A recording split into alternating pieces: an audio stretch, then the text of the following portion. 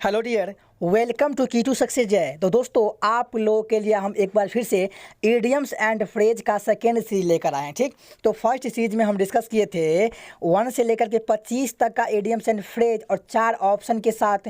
और कहाँ से हम डिस्कस कर रहे हैं, किरण पब्लिकेशन प्रीवियस ईयर बुक, जो एसएससी का जितने भी एग्जाम हुआ है, सीजीएल हो, सीपीओ हो, एमटीएस हो, सीएचएसएल हो, स्टेनोग्राफर हो, इस बुक में चैप्टर वाइज दिया हुआ है। ठीक, तो यहाँ पे जो वन वर्ड मिलेगा आपको 850 प्लस इडियम फ्रेज मिलेगा और 850 आपको क्या मिलेगा, वन वर्ड मिलेगा। तो आपको इतना करना है। ठीक, और ये हम दोनों आपको खत्म करवाएंगे बहुत कम दिनों में।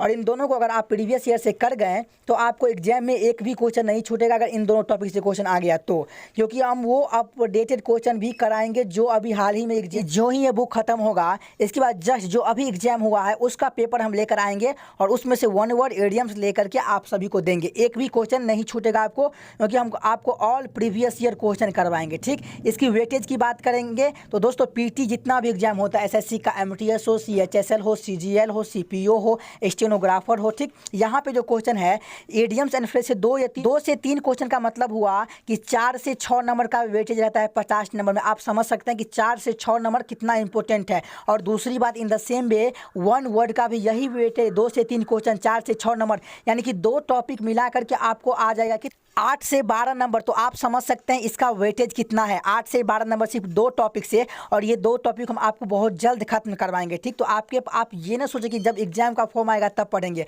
आप अभी से इनको देखिए और रिवाइज करिए। और अगर आपको इसका पीडीएफ चाहिए तो मेरा एक टेलीग्राम चैनल है, की टू सक्सेस जय टेलीग्राम चैनल। ठीक, वहाँ पे आप जाएंगे, ज्वाइन कर लेंगे। तो इसका पीडीएफ क्यों फ़ायदेमंद है आपके लिए, क्योंकि वहाँ पे हम ऑप्शन में हिंदी टाइप किए हुए हैं। ठीक, तो हिंदी टाइप किए, जो हिंदी मीडियम से बिलोंग करता है उसको बहुत ज़्यादा बेनिफिट मिलेगा, क्योंकि आपको हिंदी डॉट रहता है ना कि क्या हिंदी होगा नहीं होगा, तो उसका हिंदी भी टाइप किए हुए हैं। तो की टू सक्सेस जय के टेलीग्राम चैनल पर आप जाएँ और ज्वाइन कर ले, वहाँ पर आपको इसका पीडीएफ मिल जाएगा जो क्लास यहाँ पर चल रहा है। ठीक, हालाँकि यहाँ पर हम द बेस्ट एक्सप्लेनेशन देंगे ऑप्शन एलिमिनेट के मेथड से और कम समय में ज़्यादा क्वेश्चन आपको करवाएंगे। ठीक, तो आप समझ सकते हैं कि तो हम आपको सिर्फ एक ही बात कहना चाहेंगे कि सबसे पहले आप प्रीवियस ईयर करिए। कोई भी वोकैब करते हैं, जैसे एसएससी का अगर तैयारी करते हैं तो यहाँ से प्रीवियस ईयर क्वेश्चन ही आएगा। ठीक, अब मान लीजिए सीईटी आ गया, तो सीईटी भी दोस्तों अगर आ गया तो सीईटी मान लीजिए कौन कंडक्ट करवाएगा, पहला पीटी। लेकिन फिर जब ये आप क्वालिफाई कर जाएंगे तो मेंस आपको सीजीएल का ही देना पड़ेगा। ठीक, सेकेंड एग्जाम जो होगा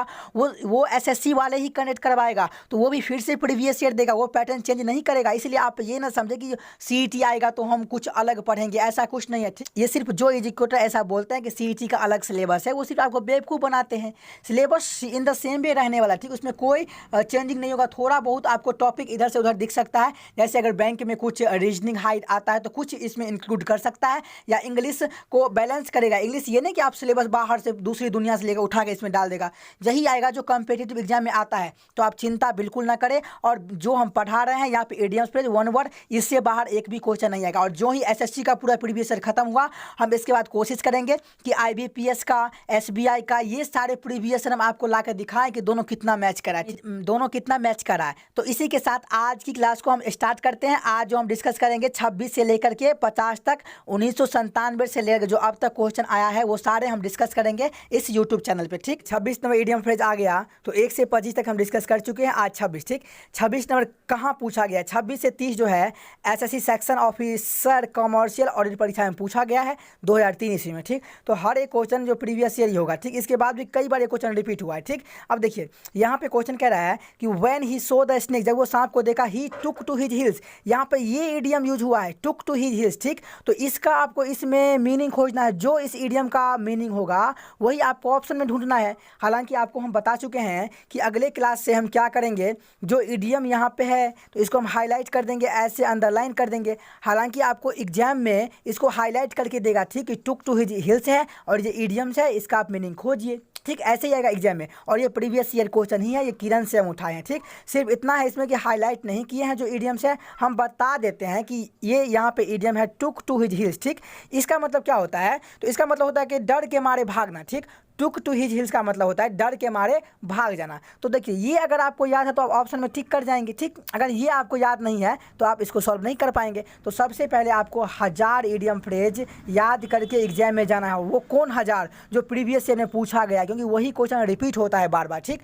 तो सबसे पहले आप प्रीवियस ईयर का 1000 कर लेंगे तो आपको कम से कम 2 से 3 क्वेश्चन आता है, इसमें से 4 से 6 नंबर का 50 नंबर में से, तो ये आपका श्योर हो गया, ठीक। हो सकता है एक नहीं बने, 2 क्वेश्चन बनेगा आपको, ठीक, क्योंकि प्रीवियस ईयर से ही आएगा। और in the same way 1 word में भी वही करना है, वहाँ भी प्रीवियस ईयर करके जाएंगे तो वहाँ भी 2 से 3 वेटेज। इन दोनों टॉपिक का वेटेज होता है 8 से 12 नंबर। तो इन दोनों टॉपिक को आप प्रीवियस ईयर करके जाए और जो हम पढ़ा रहे उसको करके जाएंगे तो भी आपको बढ़िया स्कोर आ जाएगा। हालांकि जो भी क्वेश्चन नया आएगा हम हर साल उसको नया अपडेट कर देंगे कि ये क्वेश्चन इस बार नया आया है, ठीक। तो उसके लिए आप चिंता नहीं करें। यहाँ पे जो इसका जो अर्थ होता है टुक टू हिज का मतलब क्या होता है?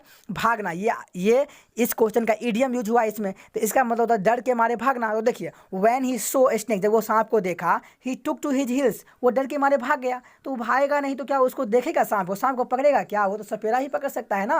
तो देखिए अब ऑप्शन में देखते हैं कि इसका मीनिंग मुझे खोजना है डर के मारे भाग जाना। अब पहला ऑप्शन कह रहा है कि रन अवे इन फियर, ये बिल्कुल सही है, डर के मारे भाग गया, भाग जाना। तो यहाँ पे मैच कर रहा है, बोलेंगे हाँ बिल्कुल मैच कर रहा है, इसको सही कर दिए, ठीक। दूसरा ऑप्शन देखिए वेंट स्लोली, अरे अगर आप सांप को देखेंगे तो स्लोली भागेंगे नहीं ना, आप जल्दी भागेंगे, तो ये तो कट जाएगा, ठीक। तीसरा ऑप्शन है, तीसरा वॉकड इन फियर, डर के मारे चलना। अगर आप सांप को देखेंगे तो डर के मारे चलेंगे या डर के मारे भागेंगे? तो डर के मारे भागेंगे। और बोल भी रहा है तो आपको एक्स्ट्रा दिमाग भी नहीं लगाना है। अगर आपको ये मीनिंग नहीं याद है फिर भी इस क्वेश्चन को आप सॉल्व कर जाएंगे। सांप को देखने की एक सेंस है, लेकिन यहाँ पे जब मीनिंग दे दिया इसका मतलब होता है डर के मारे भागना, तो आपको डर के मारे भागना खोजना है ऑप्शन में, तो ये कट जाएगा, डर के मारे चलना कट जाएगा, ठीक। चौथा ऑप्शन जंप्ड फास्ट, तेजी से कूदना। अरे सांप को देखेंगे तो तेजी से कूदेंगे, कूदने की तो बात हो नहीं रहा है क्वेश्चन में। यहाँ पे स्पष्टता बोल दिया है कि टुक टू हिज हिल्स, डर के मारे भागना है ना कि कूदना है, तो इसको काट दीजिए। तो आपको एक्स्ट्रा दिमाग अपने तरफ से कुछ नहीं लगाना कि हम सांप को देखेंगे तो हम जंप कर जाएंगे, कूद जाएंगे, ये एक्स्ट्रा दिमाग हो गया। जो आपको इडियम बोलेगा ऊपर वही आपको नीचे अर्थ लगाना है। तो यहाँ बोला है took to his heels, took to his heels का मतलब होता है डर के मारे भागना ना कि डर के मारे कूदना। तो यहाँ पे ऑप्शन और 4 क्या हो जाएगा? एलिमिनेट हो जाएगा। तो एक ही ऑप्शन मैच कर रहा है, रन अवे इन फियर, डर के मारे भाग जाना, ठीक। अब देखिए 27 नंबर है he has to abide by the hard and fast.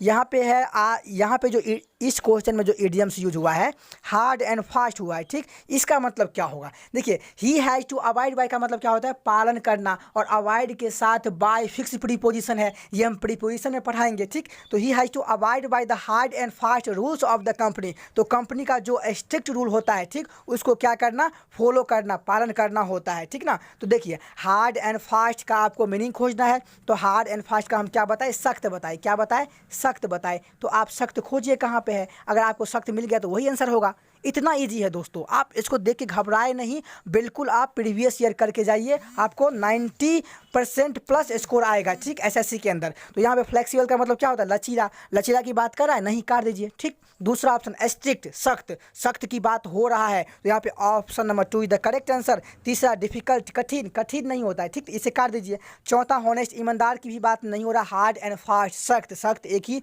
Option में, ऑप्शन नंबर 2 मिल गया, बाकी सबको काट दीजिए, ईमानदार की ही बात नहीं हो रहा, ठीक। 28 नंबर she goes to her mother's house off and on. यहाँ पे ऑफ एंड ऑन का मतलब क्या होता है? तो मुझे पता है कि ऑफ एंड ऑन का मतलब होता है ओकेजनली, ठीक। यहाँ पे ऑप्शन जहाँ पे मिल गया वो हमें टिक कर दीजिए। तो सिर्फ आपको इडियम्स याद होना चाहिए। अगर आपको इडियम्स याद है और सेंटेंस पूरा नहीं भी पढ़ेंगे, सिर्फ हाईलाइट को पढ़ लेंगे, आंसर मार देंगे।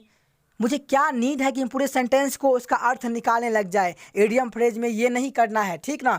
आपको इडियम देखना है, अगर याद है मिल रहा ऑप्शन कर दीजिए, अगर आपको इडियम नहीं याद है तो आप पूरा सेंटेंस को पढ़िए, तब वहाँ पे आप अपना सेंस कुछ लगाइएगा। अदरवाइज अगर आपको इडियम्स याद है तो जो याद है पूरा नहीं भी पढ़ करके जल्दी, क्योंकि आपके पास टाइम नहीं रहेगा एग्जाम में। आप मान लीजिए आपको ऑफ एंड ऑन का मतलब है ओकेजनली पता है, तो आप सीधे ऐसे कर जाएंगे। और अगर आपको इसको आप वैसे लगाएंगे कि she goes to her mother's house, यानी कि वो अपने माँ के घर जाती है, कब जाती है? तो कभी कभी ओकेजनली जाती है, ठीक। तो ऐसे आप लगाएंगे सेंस, तो इसमें टाइम लगेगा, लेकिन अगर आप इडियम याद करके जाएंगे तो वैसे टिक कर जाएंगे, ठीक। यहाँ पे फ्रीक्वेंटली बार बार कर जाएगा, रेयरली बिरले ही कर जाएगा, इसकी बात नहीं हो रहा है। क्यों नहीं बात हो रहा है? क्योंकि जो यहाँ पे मीनिंग कहेगा ऑफ एंड ऑन, मुझे उसी में टिक करना है, एक्स्ट्रा दिमाग कुछ नहीं लगाना है। तो यहाँ पे ये भी कट जाएगा। समटाइम्स कभी कभी ये भी नहीं होता, क्योंकि इसका मतलब ही होता है ये, ठीक। अब आगे देखिए 28 number the robber murdered the woman in cold blood for the sake of jewellers. देखिए यहाँ पे जो है कि आप देखिए यहाँ पे अगर आपको इडियम्स याद है, मुझे याद है कि मर्डर्ड, ठीक, इन कोल्ड ब्लड का मतलब क्या होता है, यहाँ पे ये पूरा idiom murdered in cold blood,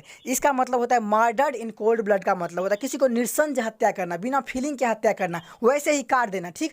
तो यहाँ पे मुझे पता है तो हम इसको नहीं पढ़ेंगे, सिर्फ ऑप्शन देखेंगे कि a murder done without feelings, बिना भाव की गई हत्या, बिल्कुल सही। बाकी कोई भी नहीं, बदला के लिए नहीं, काट दीजिए और बड़े गुस्से में काट दीजिए, दुश्मनी से काट, मुझे पता है ऐसे कर दिए। लेकिन अगर आपको मीनिंग इडियम्स नहीं याद है तो आप पूरा सेंटेंस पढ़ के भी बना सकते हैं, लेकिन सभी को नहीं बना सकते। अगर लैंग्वेज थोड़ा टेढ़ा आ गया तो फंस जाएंगे। इसलिए आप इसको ये मत छोड़े कि हम सेंस से समझ जाएंगे, उसमें हम मेरा अंडरस्टैंडिंग बढ़िया है, हाँ समझ सकते हैं, लेकिन आप कम से कम 1000 याद कर लीजिए। उससे एक्स्ट्रा अगर आए तो आपको दिमाग लगाना है वहाँ पे। हालांकि यहाँ पे दिमाग लग जाएगा कि द रोबर जो है, डाकू जो है, मर्डर्ड द वोमन, मतलब महिला को क्या कर दिया, मार दिया, in cold blood for the sake of the jewels. तो फॉर द सेक ऑफ का मतलब होता है जो इसके खातिर, ज्वेलर से खातिर उसको मार दिया। लेकिन यहाँ पे जो मतलब आपको पूछेगा murdered the woman in cold blood, इसका पूछेगा तो यहाँ पे आपको इसका मीनिंग मुझे याद है कि इसका मतलब होता है निरसंज हत्या करना, बिना फीलिंग का हत्या करना। मुझे पता है मार दिए, वैसे आप भी समझ जाएंगे कि अगर डाकू किसी को मारेगा तो किस लिए मारेगा, वो तो आपको दुश्मनी से नहीं मारता है, तो ये रिवेंज वाला कर जाएगा। वो आपको एंगर से नहीं मारेगा, मान लीजिए बड़े गुस्से में की गई हत्या को भी नहीं, हम नहीं कहते हैं, क्योंकि वो आपको फायदे के लिए मारेगा और वो आप पे दया नहीं करेगा, निरसंज आपको मारेगा। तो ऑप्शन नंबर 1 ही है जो बिना भाव के की गई हत्या, बिल्कुल सही। बाकी ये दुश्मनी में की गई हत्या, रॉबर को रॉबर को यानी कि डाकू को अधिकांशतः दुश्मनी नहीं होता है, हालांकि कहीं कहीं होता है तो वो रेयर केस में है, तो यहाँ पे ये भी कर जाएगा। तो ऑप्शन इसीलिए बोल रहे हैं कि एक्स्ट्रा अगर लगाएंगे तो कुछ एक्स्ट्रा भी टिक हो सकता है, ठीक ना।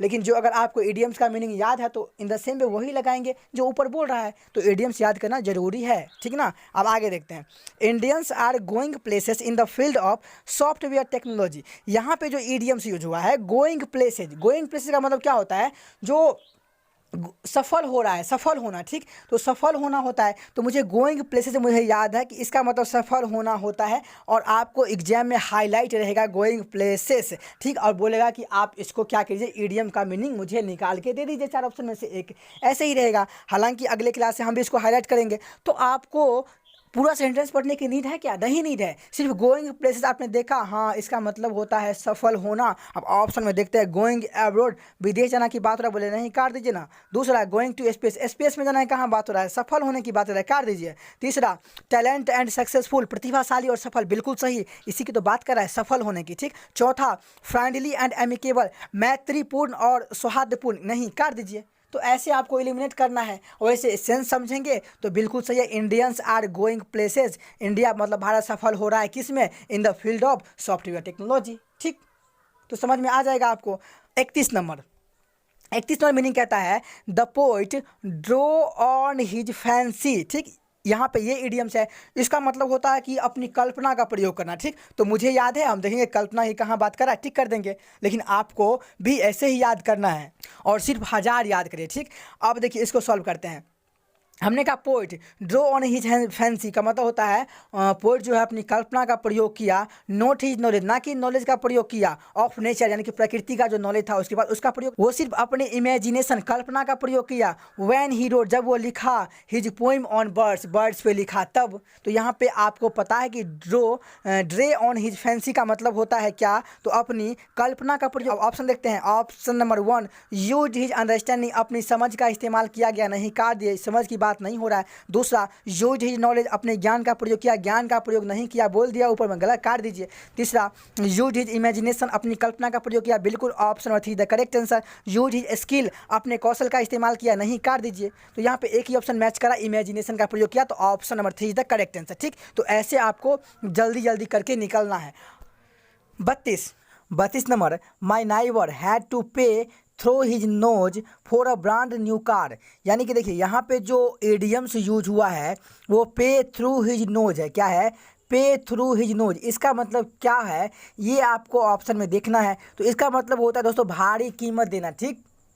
तो अगर आपको मीनिंग याद है तो आप वैसे इसमें टिक कर देंगे, और अगर आपको नहीं याद है तो आप सेंस से भी समझ सकते हैं, लेकिन ऐसा हमेशा आप नहीं समझ सकते हैं, आपको याद करना ही है। हम बार बार बोलते हैं कि आपको सिर्फ 1000 इडियम्स याद करना है, ठीक। देखिए अब देखते हैं क्वेश्चन को, जो इसमें बोला कि माई नाइबर का मतलब क्या होता है, पड़ोसी, ठीक। तो मेरा जो पड़ोसी है वो हैड टू पे, थ्रू हिज नोज कार का मतलब क्या होता है, भारी कीमत चुकाना। किसके लिए, for a brand new car. अब मान लीजिए मेरे पड़ोसी को एक नई कार के लिए भारी कीमत चुकाना पड़ा, तो नई कार लिया तो भारी कीमत चुकाना पड़ेगा ना। तो यहाँ पे अब देखते हैं ऑप्शन से इसको मैच करते हैं। पहला ऑप्शन है पे हग लॉन्स, भारी कर्ज चुकाना। कर्ज की बात नहीं हो रहा है तो इसे काट दीजिए, क्योंकि हम तो जो पैसा दे रहे हैं वो किस लिए, वो तो कार हम ले रहे हैं, तो यहाँ पे लोन की बात हो नहीं रहा है, इसे आप एलिमिनेट कर दीजिए। दूसरा है पे अ रीजनेबल प्राइस। रीजनेबल का मतलब होता है बहुत अधिक कीमत चुकाना होता है, लेकिन रीजनेबल जो रीजनेबल हो, ठीक ना, जिसमें यहाँ पे बोला कि बहुत ज़्यादा पैसा मत चुकाना, यानी कि भारी कीमत देना, तो यहाँ पे ये ऑप्शन नहीं होगा। यहाँ पे ऑप्शन नंबर 2 भी एलिमिनेट हो जाए, क्योंकि एक रीजनेबल प्राइस होता है जो उसका कीमत होता है, ठीक। तो भारी कीमत के सेंस में होगा पेन एक्सट्रीमली हाई प्राइस, यानी कि देखिए एक्सट्रीमली हाई प्राइस का मतलब क्या होता है, बहुत अधिक कीमत चुकाना। तो बिल्कुल सही, क्योंकि बहुत कीमत चुकाना की बात भी हो रहा है, भारी कीमत चुकाना की बात भी हो रहा है, तो यहाँ पे जो होगा पे थ्रू हिज नोज का मतलब होता है भारी कीमत देना, और इन द सेम वे इसका मीनिंग पे एन एक्सट्रीमली हाई प्राइस, जो हाई प्राइस होगा भारी कीमत होगा, ठीक। नंबर वेरी एम्बिशियस पीपल, बहुत ही महत्वाकांक्षी लोग, डू नॉट लाइक टू, यहाँ पे लाइक टू क्या नहीं करते हैं, रेस्ट ऑन देयर लॉरेस। यहाँ पे जो ईडियम यूज हुआ है वो क्या है, तो वो है रेस्ट ऑन देयर लॉरेस। इसका मतलब होता है कि जो कुछ भी है उसमें संतुष्ट रहना, ठीक। तो ऑप्शन से देखते हैं, टू बी अनहैप्पी, दुखी होना की बात हो रहा है, आप बोलेंगे नहीं संतुष्ट होना की बात कर, तो काट दीजिए।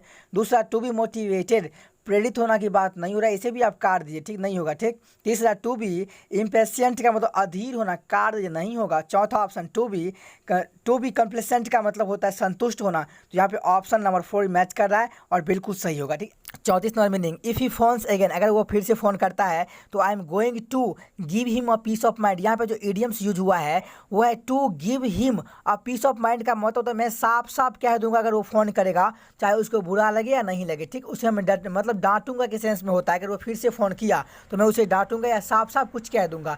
तो आप ऑप्शन से देखिए पहला ऑप्शन है to be nice to him का मतलब उसके साथ अच्छा व्यवहार करना की बात हो रहा है, नहीं, उसके साथ अच्छा व्यवहार नहीं करेंगे, फिर से वो कॉल करेगा तो कुछ ना कुछ हम डांटेंगे उसको, तो काट दे, नहीं, इसकी बात नहीं हो रहा है। दूसरा to take revenge on him, उससे बदला लेने की बात कहाँ से आ गया, तो ये इसे भी काट दीजिए। तीसरा ऑप्शन टू रेप्रीमेंड हिम, उसे फटकारना, हाँ बिल्कुल, अगर वो फिर से फ़ोन करेगा तो हम उसे फटकारेंगे, मतलब साफ साफ कह देंगे कि ये ऐसे मैटर है, तो यहाँ पे ये हो सकता है। और चौथा टू सपोर्ट हिम, उसका समर्थन करना, हम समर्थन तो नहीं करेंगे, इसे भी काट दीजिए। तो यहाँ पे एक ही ऑप्शन मैच कर रहा है, option number 3 the correct answer, ठीक, टू रेप्रीमेंड हिम। आगे 35 the party has commanded wanted to stave off an open bottle. यहाँ पे जो इडियम्स यूज हुआ है वो है टू स्टाव ऑफ, इसका मतलब क्या होता है, स्थगित करना होता है, ठीक, कि मतलब स्थगित करना होता है, किसी बुरी चीज़ को स्वयं से दूर रखना होता है। तो यहाँ पे अब ऑप्शन देखते हैं, पार्टी जो हाई कमांडेड वांटेड चाहता है to stop off an open bottle, यानी कि वो अपने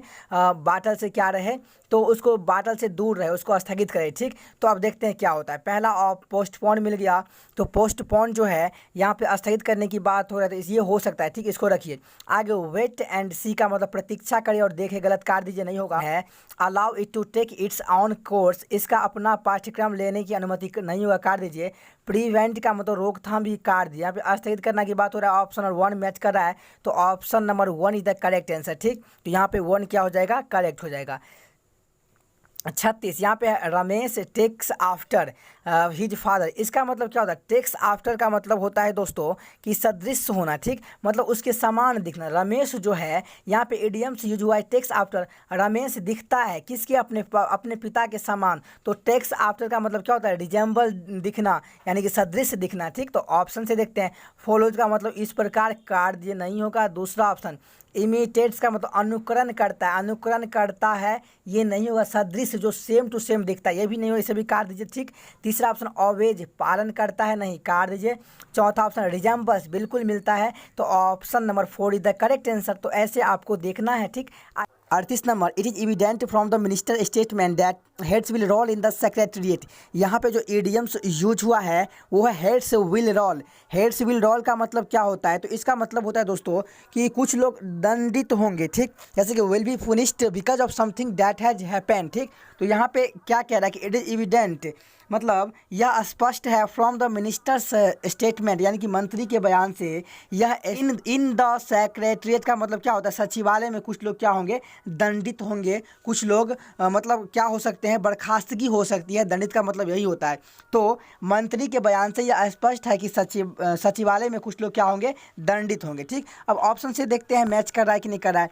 पहला ऑप्शन मेरे पास है ट्रांसफर्स विल टेक प्लेस। आपको इसी हेड्स विल रोल का मीनिंग ऑप्शन में खोजना होता है। ठीक, इसका मतलब होता है कुछ लोग दंडित होंगे, तो इसको आप खोजिए, जो मैच करे उसको टिक कर दीजिए। ठीक, पहला ऑप्शन है ट्रांसफर्स विल टेक प्लेस का मतलब स्थानांतरण होगा, स्थानांतरण की बात तो नहीं किया है, तो इसे काट दीजिए। दूसरा ऑप्शन है heads will be cut off, सिर काट दिया जाएगा। अरे सिर काटने की बात हो रहा है, बोलेंगे बिल्कुल नहीं, काट दीजिए।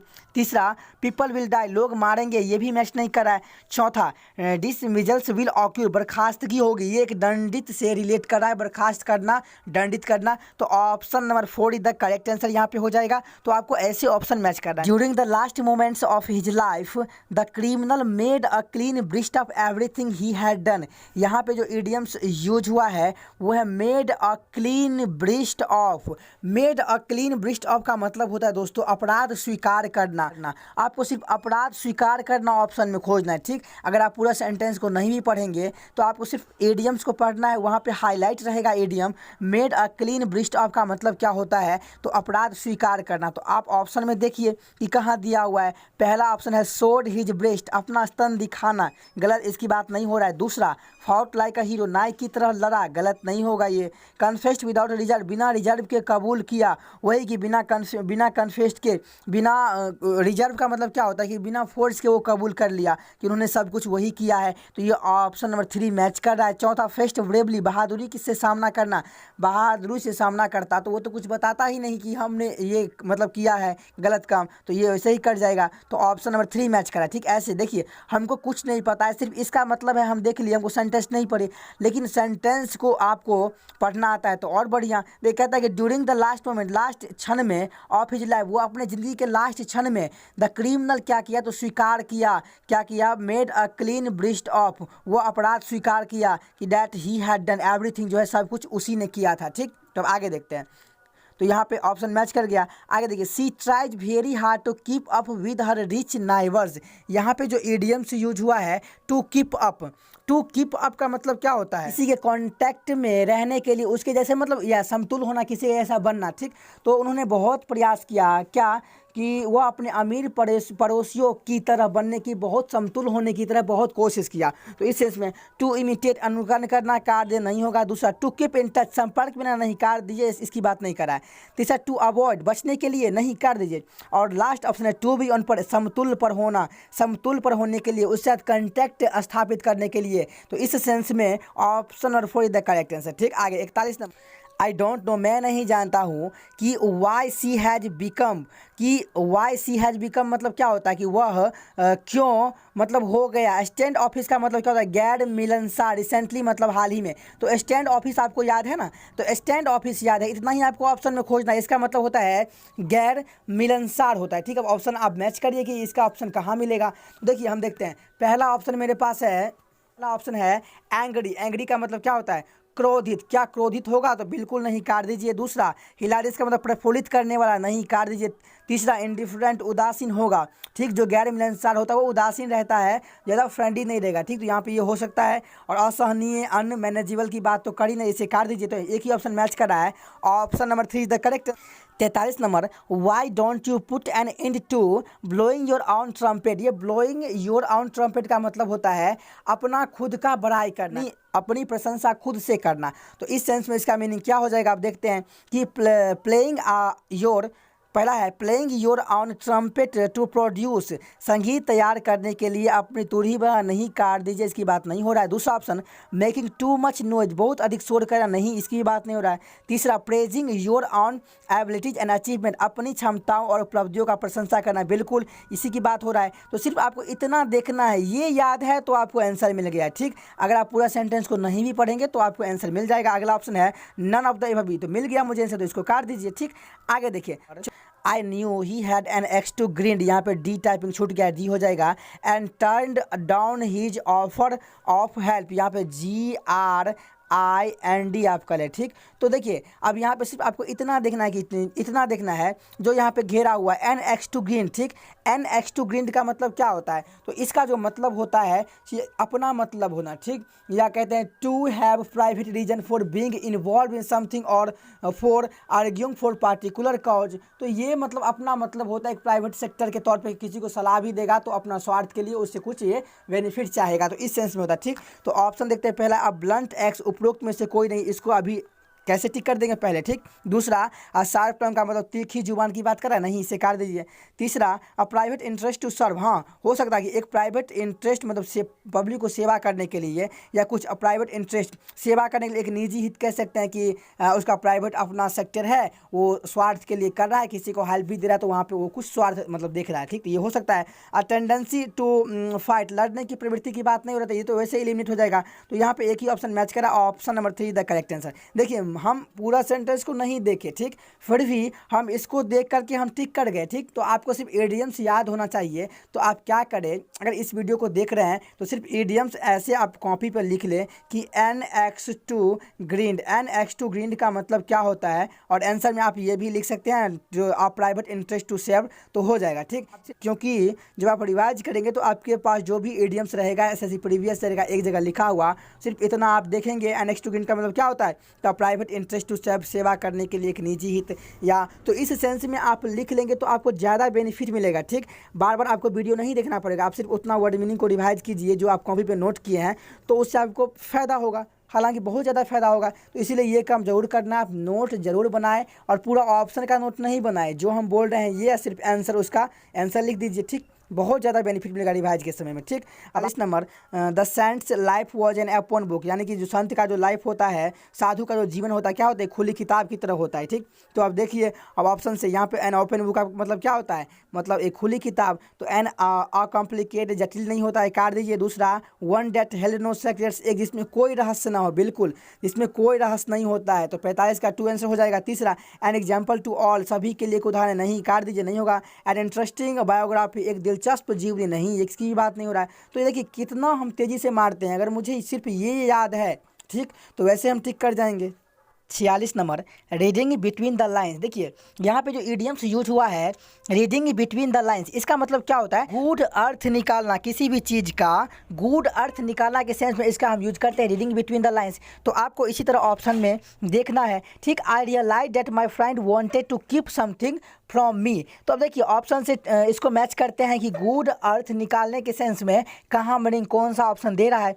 पहला looking for meanings that are not actually expressed, उन अर्थों की तलाश करना जो वास्तव में व्यक्त नहीं किए गए हैं। देखो तो जो वास्तव में व्यक्त नहीं किए गए हैं अगर उसका भी हम अर्थ निकाल लिए तो कहने का तात्पर्य यह हुआ कि हम गुड अर्थ निकाल लिए, ठीक। मतलब गुड अर्थ निकाल लेना, ऑप्शन नंबर 1 मैच कर रहा है। दूसरा है रीडिंग केयरलेसली का मतलब लापरवाही से पढ़ना, अरे लापरवाही से पढ़ेगा तो गुड अर्थ, दोनों में गलत हो गया, ठीक, एलिमिनेट हो जाएगा क्योंकि ये मैच नहीं कर रहा है, ठीक।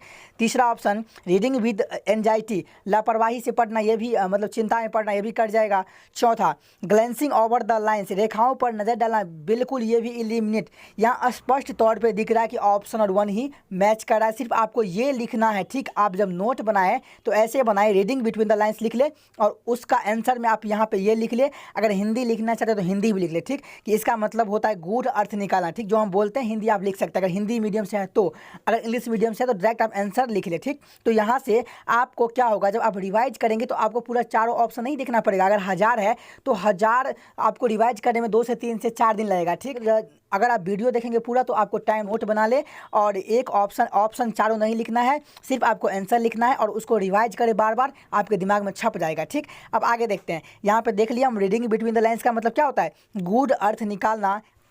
I realize that my friend, मैं महसूस किया था कि my friend wanted to keep something from, मेरा दोस्त जो है मुझसे कुछ छिपा रहा है, ठीक। तो वहाँ पे यहाँ पे रीडिंग बिटवीन द लाइन्स, इसी एसेंस में इसका यूज हुआ कि गुड अर्थ निकाल लिए हम, ठीक। अब आगे देखते हैं, अब आगे देखिए something it happens that we have to give the devil his due, यहाँ पे इडियम्स यूज हो गया, ठीक। यहाँ पे हाईलाइट कर दिए हम, ब्रैकेट दे दिए हैं, to give the devil his due. आज की क्लास का इडियम्स है बुरे को भी अच्छाई करना, देखिए जो बुरा भी होता है उसे भी अच्छाई अगर कर देते हैं तो यहाँ पे इस इडियम्स का अर्थ होता है। तो कभी कभी ऐसा होता है कि हमारे पास शैतान को भी उसका हम हक दे देते हैं, ठीक, यानी कि बुरे को भी हम अच्छे बना देते हैं, अच्छाई कर देते हैं। तो यहाँ पे देखिए ऑप्शन से मैच करते हैं। पहला ऑप्शन है to give credit to even a notorious person, किसी कुख्यात व्यक्ति को भी श्रेय देना, बिल्कुल सही, किसी कुख्यात व्यक्ति को आप श्रेय दे रहे हैं, बुरे को भी अच्छा कर रहे हैं, ठीक। दूसरा ऑप्शन है to give encouragement even to the enmity, को भी प्रोत्साहन देना, दुश्मनी, यानी कि दुश्मन को भी प्रोत्साहन देना, तो